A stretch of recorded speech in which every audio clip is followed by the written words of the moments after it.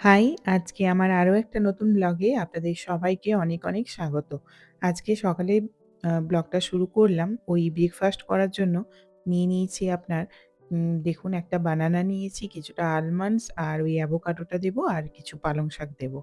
আর এখানে তো আপনাদের আগেও বলেছি পালং শাকটা এতটাই ভালো পাওয়া যায় যে এটা কাঁচা খেয়ে নেওয়া যায়। তাই জন্য আমি এই স্মুদিটা বানিয়ে খাই। এটা কিন্তু খেতে খুব ভালো লাগে।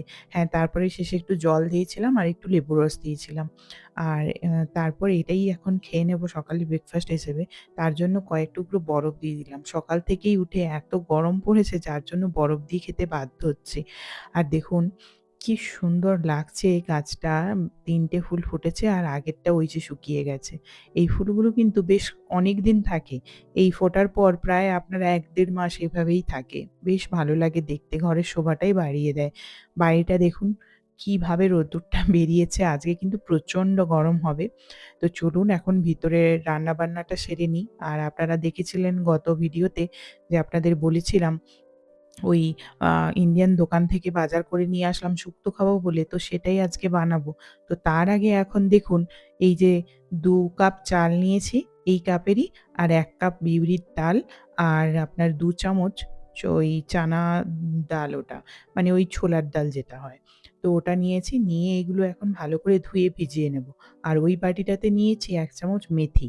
আর ওই কালকে ধোসা বানাবো ঠিক করেছি তার জন্যই এইগুলো এখন ভিজিয়ে নেওয়া। কারণ আজকে তো ব্যাটারটা বানিয়ে রাখতে হবে।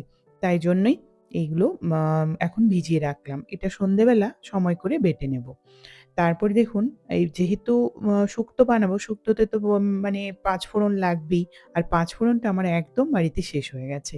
আসলে ৫ ফোড়ন আমি এখান থেকে কিনে আনি না। কারণ পাওয়া যায়, আমি দেখেছি দোকানে। কিন্তু সেগুলো কিরকম জানেন? সেগুলোর মধ্যে সর্ষে থাকে আর বিভিন্ন অন্য কিসব মসলা দিয়ে অনেক কিছুভাবে বানায়। তো আমি যার জন্য কিনে আনি না। মানে বাঙালি ৫ ফোড়ন নয় সেগুলো।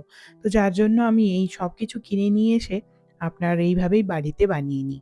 আর এইটা যে বানালাম এখন ৫-৬ মাস চলে যাবে। আর এর মধ্যে যে রাঁধুনি আপনার এখানে কোনো ইন্ডিয়ান দোকানে কিন্তু আমি দেখিনি। এটা আমি একটা বাংলাদেশি দোকান থেকে রাঁধুনিটা কিনে এনেছিলাম। তারপর যাই হোক এবার হয়ে গেল এটা বানানো। দাঁড়ান সবজিগুলো এখন ফ্রিজ থেকে বের করি। এই যে সবজিগুলো দেখতে পাচ্ছেন, এই সবজিগুলো এখন বের করে নিয়েছি। এগুলো দিয়েই শুক্তো হবে। আর কিছু, কিছু এর মধ্যে থেকে সবজি আমি রেখে দিয়েছি। কালকে যেহেতু ধোসা বানাবো তার সঙ্গে সাম্বার ডাল বানাবো। তো ওই সাম্বার ডালে একটু সবজি দিতে হয়। তো তার জন্যই কিছু, কিছু সবজি আমি এর মধ্যে থেকেই রেখে দিয়েছি। এই যে সবজিগুলো আমি এখন খুব ভালো করে কেটে নিয়েছি। আর কেটে নেওয়ার পর তারপর এদিকে দেখুন এই শুকনো নারকেল তো এখানে জানেন এইভাবেই ফ্রিজে পাওয়া যায়, ফ্রোজেন নারকেল। তো এই নারকেল আর সঙ্গে নিয়েছি ১/২ চামচ কালো সর্ষে, ১/২ চামচ সাদা সর্ষে, ১ ইঞ্চি আদা আর কাঁচা লঙ্কা একটা। এটা ভিজিয়ে রাখবো। আর এই যে বড়িটা দেখছেন, কিছু বড়িও বের করে নিয়েছি। তো বড়ি দিলে তো শুক্তো খুবই ভালো লাগে খেতে। এই বড়ি কিন্তু আমার নিজের দেওয়া। মানে আমি এখানেই দিয়েছি, ওই বারান্দায় শুকিয়েছি। তো এই বড়ির ভিডিও কিন্তু আমার আগের ব্লগে আছে। মানে অনেক আগের ব্লগে দেখতে পাবেন, যদি কেউ দেখতে চান। তো তারপর যাই হোক, এইবার ওই সর্ষের তেল দিয়ে বড়ি ভাজার পর তারপর সবজিগুলো এক, এক করে ভেজে নিচ্ছিলাম। এখানে কিন্তু জানেন তো যে যার পছন্দ মতো যা সবজি বা এভেলেবল থাকে বাড়িতে সেই মতো দেওয়া যায়। তো সেই মতন আমার কাছে যা ছিল সেইগুলোই আমি দিয়েছি। আর সেই সঙ্গে তেলের ওপর দেখুন একটু পাঁচফোড়ন দিয়েছি, ২ টো তেজপাতা, একটু শুকনো লঙ্কা। এই শুকনো লঙ্কা জানি শুক্তোতে দেয় না, কিন্তু আমি দিয়েছি। এর থেকে একটা ভালো গন্ধ হয়। যার জন্য আমি দিয়েছি। আর এই যে যেটা আমি বেটে মানে ভিজিয়ে রেখেছিলাম সেই নারকেলের সঙ্গে ২ রকমের সর্ষে, কাঁচা লঙ্কা আর আদা, ওটা আমি একটা ভালো মিহি পেস্ট বানিয়ে নিয়েছি। এখন পেস্ট বানিয়ে নিয়ে এই তেলের ওপরে এই মসলাটা খুব ভালো করে একটু কষে নেব ৪-৫ মিনিট ধরে। তারপর আমি এর মধ্যে আর বিশেষ কিছু দেব না। ওই একে, একে সবজিগুলো দিয়ে দেবো। সবজিগুলো দিয়ে একটুখানি নাড়াচাড়া করে তারপর আমি এর মধ্যে পরিমাণ মতো জল মিশিয়ে দেবো। এটা আমি আজকে শুধু জল দিয়ে শুক্তো করব না, আমি একটু দুধ শুক্তো বানাবো। যার জন্য আমি একটু দুধ দেবো। তার জন্য আমি একটু জলটা কম করেই দেবো। এই শুক্তো লাস্ট কবে খেয়েছিলাম সত্যি মনে পড়ছে না। এখানে আসার পর মানে অনেকদিন বাদেই বানাচ্ছি। আসলে এখানে তো খুব একটা বানানো হয় না, ঠান্ডার জায়গা। আর এই শুক্তো তো গরমেই ভালো লাগে। মানে এই প্রতি বছর প্রায় গরম আসলে তখনই ওই শুক্তো ১ বার ২ বার করে বানাই। আর শুক্তো বানাতে সমস্ত সবজিপাতি লাগে। সেই সবজিপাতিগুলো এভেলেবল থাকলে তবে গিয়েই বানাই। আর তাছাড়াও এই শুক্তো বানাতে আমার একটা কথা মনে পড়ল।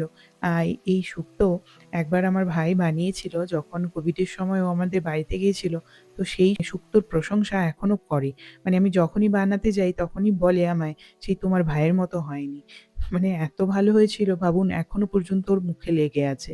ও অত রান্নাবান্না করে না, কিন্তু ওই যখন মাঝে মধ্যে করে মানে ওই শখে ১ টা ২ টো রান্না করে। আর তখন কিন্তু বানালে খুব ভালো করে বানায়। মানে একদম সেই দেখে রেস্টুরেন্ট স্টাইলে একদম করে বানায়। তো সেই মতন করেই বানিয়েছিল একবার। তো সেটাই খেয়ে ও বলেছিল। একবার এগরোল বানিয়েছিল, একবার চাউমিন বানিয়েছিল। তো সেইটাও মানে বলে যে, "খুব ভালো বানায় রাজা এটা।" তো যাই হোক, তারপরে দেখুন ওই মসলাটা আমি কষিয়ে নিয়েছিলাম, তার উপর সবজিগুলো দিয়ে দিলাম। তারপরে দিয়ে ওই মিক্সি ধোয়া জলটা দিয়ে দিলাম এখন। আরো একটুখানি জল এড করে দেবো। এবার জল এড করে দেখুন ভালোভাবে ফুটিয়ে নিয়েছি। এবার স্বাদ মতো লবণ দিয়ে দিচ্ছি। আর এই সময় কিন্তু আমি আর বিশেষ কিছু দেব না। দেখুন জলটা মানে অনেকটা টেনে গেছে জলটা, আর সেদ্ধও হয়ে গেছে সবজিগুলো। এই পর্যায়ে আমি আরো একটু দুধ এড করলাম। করে নিয়ে এবার এটা আর বিশেষ কিচ্ছু করার নেই। একবারে বলতে গেলে হয়ে গেছে। 80% 90% সব সবজি হয়ে গেছে। এই পর্যায়ে আমি বড়িগুলো দিয়ে দেবো। কারণ এই বড়িগুলোও জল টানবে, আর বড়িগুলো ফুলে দ্বিগুণ হবে, আর তার সঙ্গে বাকি সবজিগুলোও হয়ে যাবে।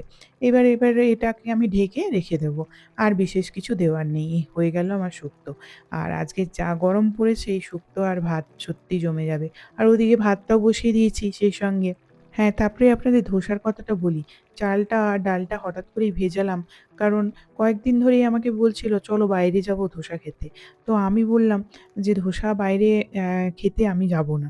কারণ ওই একটা ধোসা খেয়ে আপনার না ভরে মন, আর তারপর আ দামটাও নেয় বেশ অনেকখানি। তা আমার পোষায় না সত্যি কথা বলতে। তাই জন্য আমি বলি, "না, যাবো না। তার থেকে বরং বাড়িতেই বানাবো।" তাই জন্যই ওই ভেজানো। আর যাই হোক, তারপর দেখুন এই যে দেখতে পাচ্ছেন এই কিছুটা পাঁচফোড়ন, ওই ১ থেকে ১.৫ চামচ পাঁচফোড়ন আমি ভালো করে ওটাকে একটুখানি ভেজে নিয়েছি। ভেজে নেওয়ার পর তারপর কিন্তু ওটাকে গুঁড়ো করব। ওটা কিন্তু মিক্সিতে গুঁড়ো করলে চলবে না। ওটাকে আপনার ওই একটা বেলনের মাধ্যমে আমি হালকা করে গুঁড়ো করে নেব। এই যে গুঁড়ো করে নিয়েছি দেখুন এইভাবে। করে নিয়ে এইবার এটা ওই গ্যাসটা বন্ধ করে ওই শুক্তোটার উপরে ছড়িয়ে দেব। তাহলে কি হবে? খুব ভালো একটা গন্ধ হবে। মানে ভীষণ ভালো হয় খেতেও। টেস্ট একদম অন্যরকম, পাল্টে যায় শুক্তোর টেস্ট। মানে এইটা আমার ভাইই আমাকে বলেছিল। ওকে জিজ্ঞেস করেছিলাম, "তুই কি এমন দিয়েছিলি রে এত ভালো হয়েছিল?" তখন আমাকে বলেছিল যে এইভাবেই মানে ও পাঁচফোড়নটাকে ভেজে দিয়েছিল, যেটা খুব ভালো গন্ধ হয়। আমি তো সেই হিসাবেই আমিও দিই প্রতিবার। যাকগে, তো তারপরে এবার এই শুক্তোটা তো বানিয়েই ফেলেছিলাম। কিন্তু দেখুন এই আঁচ থেকে মানে এই গ্যাস থেকে আমি আর সরাইনি। এইটা তো ইন্ডাকশন ওভেন। আর এটা কি বলুন তো? এটা বন্ধ করে দেওয়ার পর না এর হিটটা অনেক টাইম থাকে। তো সেটার কারণেই না আমার পুরো যে শুক্তের গ্রেভিটা, সেই শুক্তোর গ্রেভিটা পুরো শুকিয়ে গেছে দেখুন। পুরো শুকনো হয়ে গেছে। আবার আ দেখে তারপরে ভাবলাম যে ভাত দিয়ে তো শুক্তোটা খাবো, এইভাবে শুকিয়ে গেছে। তো এটাকে আবার একটু জল দিয়ে তার জন্য বাধ্য হলাম ফোটাতে। কারণ এত শুকনো ভালো লাগবে না। কারণ আর সাথে তো অন্য কিছু নেই না, শুধু শুক্তো দিয়েই খাবো। তো সেই জন্যই ভাবলাম একটু গ্রেভি হলে ভালো হয়। যার জন্য এটাকে ঢেলে আবার জল দিয়ে ফুটিয়েছিলাম। কিন্তু টেস্টের কোনো ডিফারেন্স হয়নি। বিশ্বাস করুন টেস্টটা কিন্তু একই রকম ছিল। ভীষণ ভালো লেগেছিল খেতে। আর তারপরে এত গরম পড়েছিল যে মানে আজকে একদম ভাবুন হঠাৎ করে তা আপনার ৭-৮ ডিগ্রি থেকে ৩০ ডিগ্রি চলে গেছে। তাহলে ভাবুন কি অবস্থা? তো গরম তো লাগবে স্বাভাবিক। এইভাবে কিন্তু গরম এত বাজেভাবে গরম কিন্তু পড়ে না এই সময় মার্চ মাসে বিশেষ করে। মানে এই গরম আপনার পড়তে প্রায় জুন জুলাই হয়। তখন পড়ে এই গরম। আর জানেন তো এখানে তো হিটারই চালাতে হয়নি এবারে। কারণ হিটার চালানোর জন্য যে ঠান্ডাটার দরকার সেই ঠান্ডাই তো পড়েনি এখানে। তো মনে হচ্ছে এবারে এসিটা কিন্তু অনেকদিন ধরে চলবে। আমাদের এখানে তো আপনাদেরও বলেছি এই পুরো শীতকালটা জুড়ে রোদ্দুর আসে। আর সেই রোদ্দুর এখন তো এত চড়া রোদ্দুর হয়েছে, সেই রোদ্দুরটা ঘরে ঢুকলে পুরো ঘরটা গরম করে দেবে। যার জন্যই ওই জানলা দরজা সমস্ত বন্ধ করে রেখেছি। আর শুক্তোটা বিশ্বাস করুন কি ভালো টেস্ট হয়েছিল। আর যদি আপনারা কিভাবে বানান আমি জানি না। যদি পারেন এভাবে একবার বানিয়ে দেখবেন, সত্যি খুবই ভালো হবে খেতে, বিশ্বাস করুন। তো রেসিপিটা কেমন লাগলো অবশ্যই জানাবেন সেটা। তো যাই হোক, তারপরে আপনার আর কি বলবো, দেখুন এই ঘরের দরজা জানলা কিভাবে সমস্ত বন্ধ করে রেখেছে।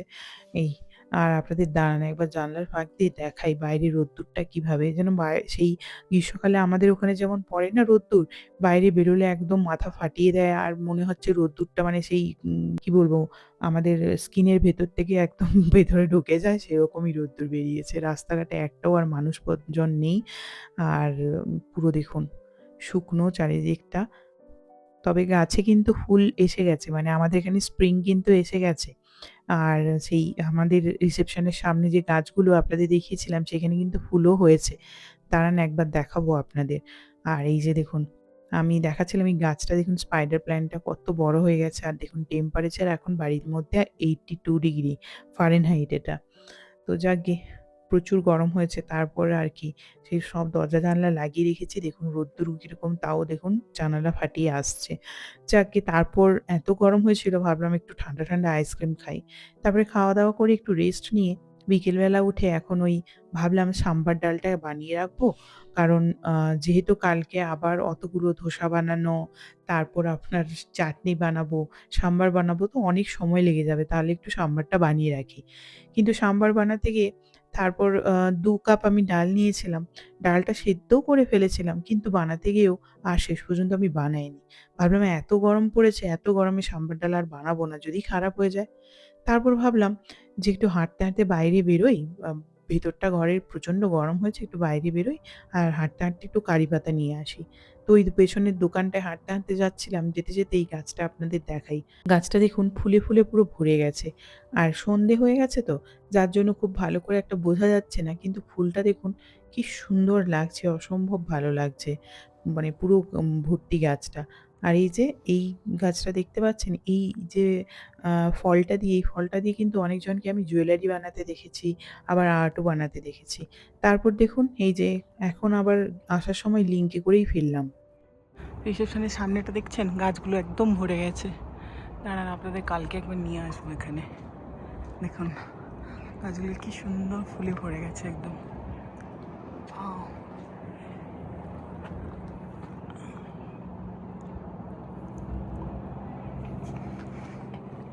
আর এইটা পিঙ্ক হবে, এটা এখনো ফোটেনি। তারপর বাড়ি ফিরে ভাবলাম কি খাওয়া যায়? তো ফ্রিজের মধ্যে ২ দিন আগে আলু পরোটা বানিয়েছিলাম। সেই আলু আর কিছুটা আটা মাখা ছিল। তো ভাবলাম দুজনের জন্য ৪ টে আলু পরোটা বানিয়ে ফেলি। তো তারপরে আলু পরোটা বানিয়ে ওটাই রাতে ডিনার করে ফেললাম। এই যে পরোটা, পরোটা একটু দই আর একটু আচার আর একটু কেচাপ। ব্যাস ওই খাওয়া-দাওয়া করার পর তারপর ওই যে চাল আর ডাল খুব ভালোভাবে তো ভিজে গেছে। তো এটা থেকে এখন একটা মিহি পেস্ট বানিয়ে নেব। আর এটা বানানোর সময় কিন্তু ওই চাল ডালের সঙ্গেই আমি মেথিটা দিয়ে দিয়েছিলাম। দিয়ে খুব ভালো করে একটা পেস্ট বানিয়ে নিয়েছি। এই যে হয়ে গেছে পেস্টটা। এই পেস্টটা কিন্তু এই পাত্রে আমি রাখবো না। ভুল করে আমি ঢেলে ফেলেছিলাম এই পাত্রে, কিন্তু আবার একটা অন্য পাত্রে নিয়ে সেটাকে আমি একটা গরম জায়গার মধ্যে রেখে দিতে হবে। এটা এইভাবে কিন্তু সারারাত যদি রেখে দেওয়া যায় কোনো ব্যাটার, বা যদি রাতে কেউ বানায় সেটা দিনে বানিয়ে সারাদিন যদি ফেলে রাখা যায়, তাহলে কিন্তু জিনিসটা খুব ভালোভাবে ফার্মেট হয়। এটা ফার্মেট হতে টাইম দিলে তবে ধোসা কিন্তু খুব ভালো খেতে হয়। তো এইভাবে দেখুন এয়ার টাইট একটা ঢাকনা দিয়ে দিলাম। দিয়ে এবার এটাকে একটা গরম জায়গা বলতে ওই ওভেনের মধ্যে রাখবো ভেবেছি। কারণ ওভেনের মধ্যে তো খুব একটা এয়ার পাস করে না। আর এর মধ্যে রেখে দিলে বেশ গরম থাকবে। ওভেনটা কিন্তু আমি চালাইনি। জাস্ট ওই এর মধ্যে রেখে দিচ্ছি জিনিসটা। ব্যাস এটা এখন সারারাত থাকুক। সকালবেলা এটা দিয়েই ধোসা বানানো হবে। খুব ভালোভাবে ফার্মেট হয়ে যাবে ওটা। আর কিছু সবজিও ওই সাম্বারের জন্য কেটে নিয়েছিলাম। কিন্তু আজকে আর সাম্বারটা বানাচ্ছি না। কালকে সকালেই বানাবো। তাহলে আজকের ব্লগটা এই পর্যন্ত। কেমন লাগলো অবশ্যই জানাবেন। চলে আসবো আবার পরবর্তী ব্লগ নিয়ে, ধোসা কিভাবে বানালাম সেই নিয়ে। আসি তাহলে আজকের মতো। সবাইকে আজকের মতো টাটা।